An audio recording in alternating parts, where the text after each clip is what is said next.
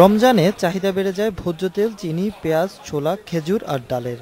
সরকারি তথ্য অনুযায়ী শুধুমাত্র রমজানের এক মাসে দেশে ভোজ্য তেলের চাহিদা 2 লাখ টন, চিনি প্রায় 2 লাখ টন, ডাল প্রায় 1.5 লাখ টন আর ছোলার চাহিদা থাকে 40,000 টন। বাংলাদেশ ব্যাংকের হিসাবে এই বছরের ফেব্রুয়ারি-মার্চ 2 মাসে বেড়েছে খেজুর ছাড়া রমজানের নিত্য প্রয়োজনীয় প্রায় সব ধরনের পণ্যের আমদানি। বেঙ্গলুরুর কাছ থেকে আমরা খবর নিয়েছি যে এটা এলসি ওপেন হচ্ছে, আর তাছাড়া সরকারের যে টিসিবি তারাও আমদানি করছে। তো সুতরাং এটা এই ধরনের পণ্যের কোনো অভাব রমজানে হবে বলে আমার মনে হয় না। বাজার বিশ্লেষকদের মতে স্বাভাবিক সময়ের চেয়ে রমজানে বেশ কিছু ভোগ্যপণ্যের চাহিদা বেড়ে যায় কয়েক গুণ, যে কারণেই বেড়ে যায় দাম।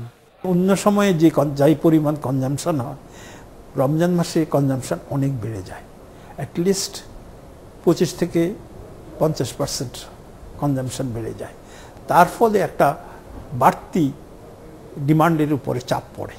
ব্যবসায়ীরা বলছেন এবার নিত্যপণ্যের যথেষ্ট মজুদ আছে, এছাড়া স্বাভাবিক রয়েছে সরবরাহ, তাই দাম বাড়ার কোনো আশঙ্কা নেই। বিশ্ববাজার যেহেতু আপনার সবকিছু স্টেবল, অতএব আমরা আশা করছি যে এবার রমজানে ভোজ্য তেল, চিনি এগুলির দাম বাড়বে না, হয়তো ছোলার দামটা এবার কিছু বেশি আছে। মাল আমাদের কাছে প্রচুর পরিমাণ আছে, মাল কোনো সমস্যা নেই, কিন্তু যার যার কাছে মাল আছে তারা কিন্তু এখন মাল ছাড়তেছে না।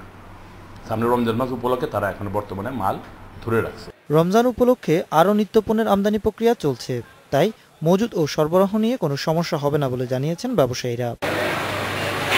Ashraf Alam, independent news, Dhaka.